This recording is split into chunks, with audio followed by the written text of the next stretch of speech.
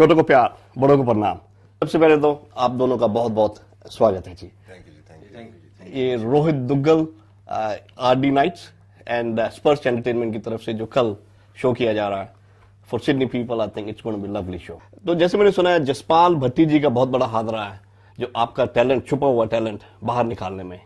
तो what do you से on that Jaspal जी के लिए? जब मैं चंडीगढ़ में था, जब कॉलेज में, तो एक शो बनाया था उन्होंने, फुल टेंशन। तो उसके अंदर मैंने ऑडिशन दिया था, तो वहाँ से उन्होंने मुझे कास्ट करना शुरू किया अपने शोज में। फिर मैं उनके साथ लाइव शोज करता था, तो काफ़ी ह्यूमर का नॉलेज मैंने उनसे लिया। तो उनकी जो फॉर्मेशन, सेंटेंस कंसीव करते थे और एक मैसेज देते थे जो हंसी के साथ साथ एक अंडरलाइन मैसेज होता था। तो वो बहुत ही उनका ही एक वो स्टाइल था और ये शिफा उन्हीं को हासिल थी। तो उनसे ये मैं पूरी तरह तो नहीं सीख सका, थोड़ा बहुत मैंने उनके साथ काम करते हुए सीखा, लेकिन फॉर्मेशन था, ह्यूमर का लाइन को किस तरह से कहना है, वहां से मैंने शुरू किया।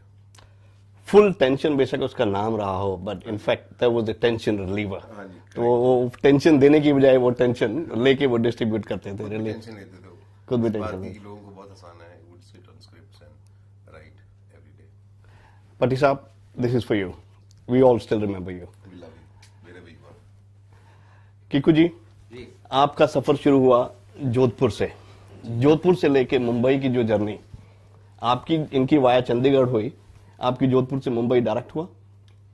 जी, मेरा काफी ज्यादा डायरेक्ट है क्योंकि जोधपुर में मेरी सिर्फ पैदाइश है, मैं रहा नहीं कभी वहां पर।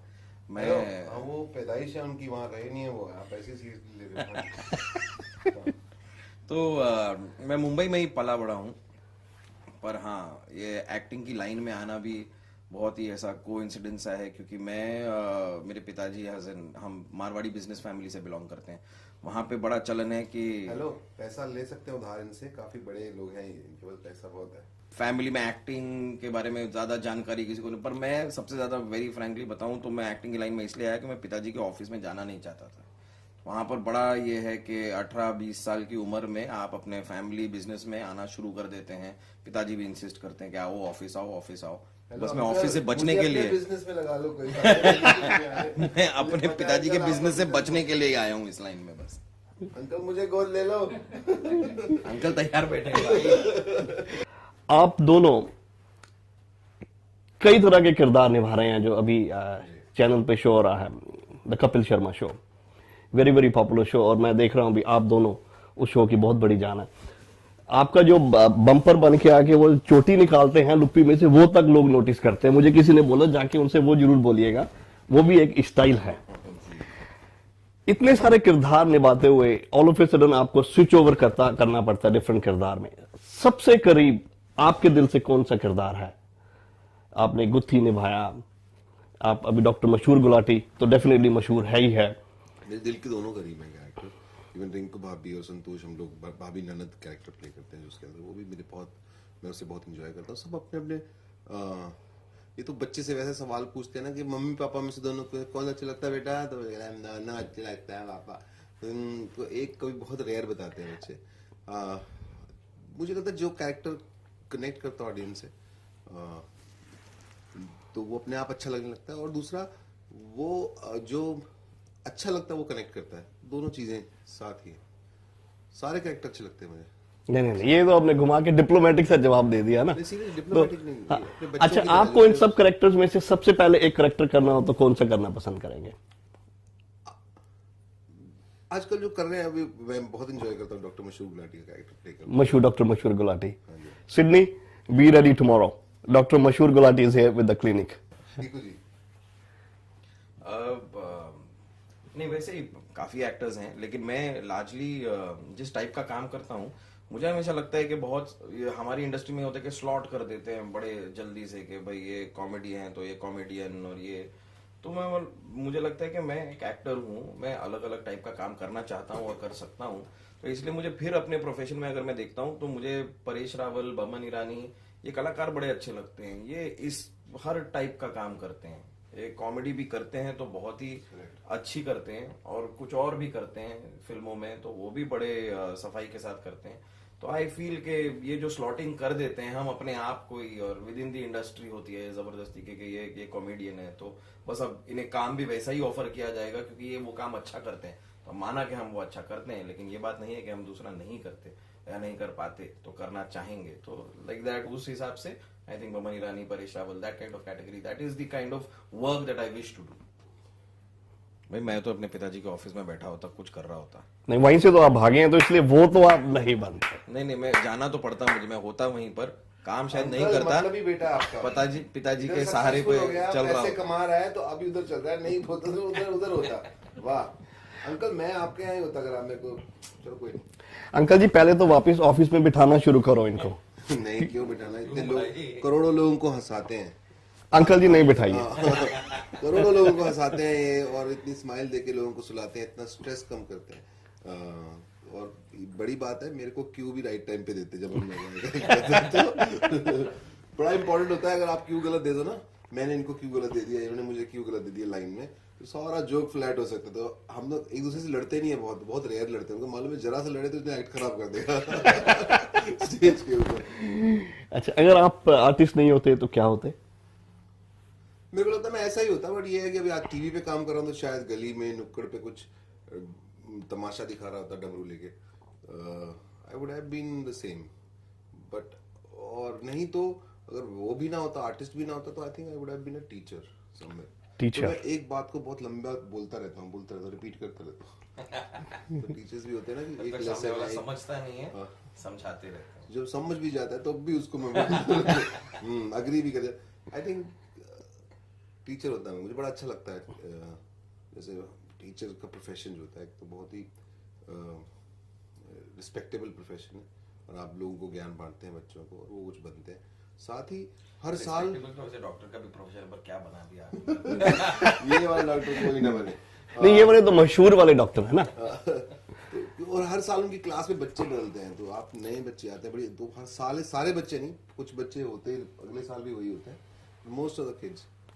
तो जैसे हम लोग ने इंडिया में पेरेंट्स को होता है, अभी मेरा बेटा इंजीनियर बने, आईएएस बने, डॉक्टर बने नहीं बोलूंगा, बन चुके हैं डॉक्टर। तो पेरेंट्स की क्या ख्वाहिश रही है डॉक्टर के अलावा, अब क्या बनते हैं? तो मेरे पेरेंट्स ने बहुत मोटिवेट किया हमेशा, स्पेशली माय फादर। अगर हमारे स्कूल में कंपटीशन होता था, वो मुझे सुनते थे कि क्या है पोएम, क्या सुना रहा है, क्या ड्रामा कर रहा है, क्या हिस्ट्रॉनिक्स कर रहा है। सो उनका बहुत सपोर्ट रहा है एक्चुअली। मेरे फादर को जब मैंने बताया कि मुझे ड्रामा में एमए करनी है, मास्टर्स करनी है, तो उन्होंने कहा कि सोच ले। मैंने कहा जी सोच लिया, ठीक है कर ले। बहुत बड़ी बात होती है एक पेरेंट के लिए।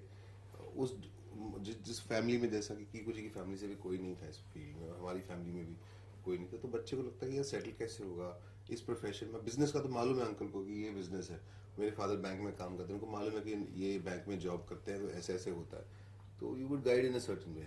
इसका तो किसी को कुछ पता ही नहीं है ना कि कहाँ से लीड पकड़नी है, तो बहुत सही हो गया। परफेक्ट। जैसे कि हम लोगों ने देखा है, एक्टिंग के स्कूल होते हैं, सिंगिंग के लिए स्कूल होते हैं, डांसिंग के लिए स्कूल होते हैं, बट स्टैंड अप कॉमेडियन के लिए ऐसा कोई फॉर्मल इंस्टीट्यूशन नहीं है जहां तक मैं सोच सकता हूँ, हो भी नहीं सकता। कि डेली लाइफ में आप ह्यूमर ढूंढे, मतलब इतनी चीजें होती हैं, आप कहीं पे जाएं, आप एक मैकडॉनल्ड्स में घुसें कुछ खरीदने, आपको कोई तो ऐसा बंदा मिलेगा जो कुछ अजीब होगा, फनी होगा, किसी का बात करने का तरीका थोड़ा। अब वही है कि आप अलर्ट हैं, अवेयर हैं, आपके कान खुले हैं, आप सुन रहे हैं, वो जरूरी है ना। But people get too occupied in their life, in their own thoughts, कि आपका इधर उधर का देखना जरा सा बंद हो जाता है। जो इंसान अपने लाइफ को बहुत सीरियसली ना ले और अपने थोड़ा अवेयर रहे और इधर उधर देखते रहे और लाइफ को सीरियसली नहीं लेते हुए हर चीज में मजाक और फन ढूंढे, तो बहुत है। तो वे ये चीजें, मतलब इसीलिए मैं कहता हूँ ये चीजें सिखानी मुश्किल है। आप जैसे कहेंगे किसी को स्टैंड अप कॉमेडी सिखा दो या किसी को कॉमेडी सिखा दो, ये सिखाने वाली चीज ही नहीं है। ये जरा आपकी एक लाइफस्टाइल से ही निकलती है, आई थिंक।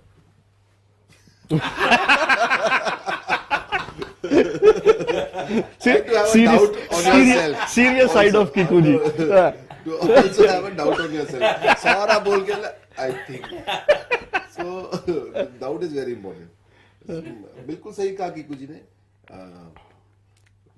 मुझे ऐसा लगता है कि स्टैंड अप कॉमेडी के लिए सबसे ज्यादा जरूरी है कि आपको हंसना आना चाहिए, हंसाना आना चाहिए, बस, और कोई रूल नहीं है। हंसना आना चाहिए, हंसाना आना अगर आपको चाहिए। हंसी आती है तो मतलब आपका रिसेप्शन ठीक है, सेंस ऑफ ह्यूमर, और ये सेंस होती है, बड़ी गजब की चीज है। आप कई लोगों को जोक सुनाते हैं, सामने मूर्ति की तरह बैठे रहते हो, तो आपको लगता है आपका जोक वीक है या आपको सुनाना नहीं आया। तो पर कई ऐसे लोग होते हैं जैसे जिनको समझ में नहीं आता है, जिनको पता नहीं चलता कि इसमें what was funny about it, no why did the elephant didn't go there and fall down, I didn't understand. तो अभी उनको कुछ बता नहीं सकते, उनको क्यों हंसी आती है इसके ऊपर नहीं बता सकते। सेंस ऑफ ह्यूमर जिसे कहा जाता है। तो नहीं, इसमें मैं क्या सबसे अच्छा ना, इसमें बच्चे होते हैं जिससे आपको बहुत क्लियर जजमेंट मिलता है कि वो हंस गए। अब जैसे वही केले के छिलके भी आप फिसल के गिर जाओ, बच्चे तो हंस जाएंगे, और कुछ होंगे जो कहेंगे how can you laugh on such a thing, आदमी गिर गया बेचारा, आप कैसे हंस। तो भाई वो अगर आपका वो थॉट प्रोसेस है Odd है। तो वो ऑड है, फिर क्या कर सकते हैं। अगर आपने डिसाइड ही कर लिया कि आपको कोई चीज फनी नहीं लगनी है तो नहीं लगेगी। और मुझे तो एक दो लोग ऐसे मिले हैं, हर बात में मजाक अच्छा लगता है, थोड़ा सीरियस रहो। मैं कहा सर शो ही हम लोग सीरियस करते हैं, तो हम लोग क्यों सीरियस रहेंगे, सीरियस रहेंगे तो हमारा शो खत्म हो जाएगा। हर बात में मजाक अच्छा नहीं होता, ऐसा करके बोल जाएंगे वो लोग। तो आपको उनसे वापस बोलना चाहिए, आप मजाक क्यों कर रहे हो? ठीक है, आप मजाक क्यों कर रहे हैं। सो RD nights and Sparsh entertainment दोनों का जो ये जॉइंट वेंचर है आपको लाने के लिए। एंटरटेनमेंट को मैं एक ही चीज कहना चाहूंगा कि आज भटूरे बहुत अच्छे थे लंच में, छोलों में थोड़ा सा नमक कम था, हमें ऊपर से डालना पड़ा, तो आगे से बस वो ख्याल रखें। नहीं हंसाएंगे तो फिर I can be torturers also. मैंने आपको ना गुदगुदी पर्सनली करके हंसा दे रहा हूं। Will have a good time, please come. मिलेंगे शो पे। टिकट drytickets.com.au जो उनका ऑनलाइन पोर्टल है, वहां से टिकट ले सकते हैं। आपको दो है। तो ये थे Kiku ji, Sunil ji, thank you so much. We look forward to see you tomorrow. Thank you so much.